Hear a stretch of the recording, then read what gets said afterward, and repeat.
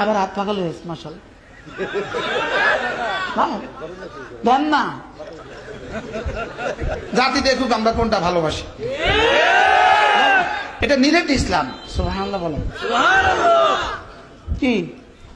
আলহামদুলিল্লাহ এই মুহূর্তে এটা 100% ইসলাম সুদূর বুদুর নাই মাফি সুদূর বুদুর মাফি সুদূর বুদুর কি বলছি বলেন মাফি আরবদের একটা ভাষা মাফি সুদূর বুদুর এই মুহূর্তে এটা ডানে বামে নাই সোজা আছে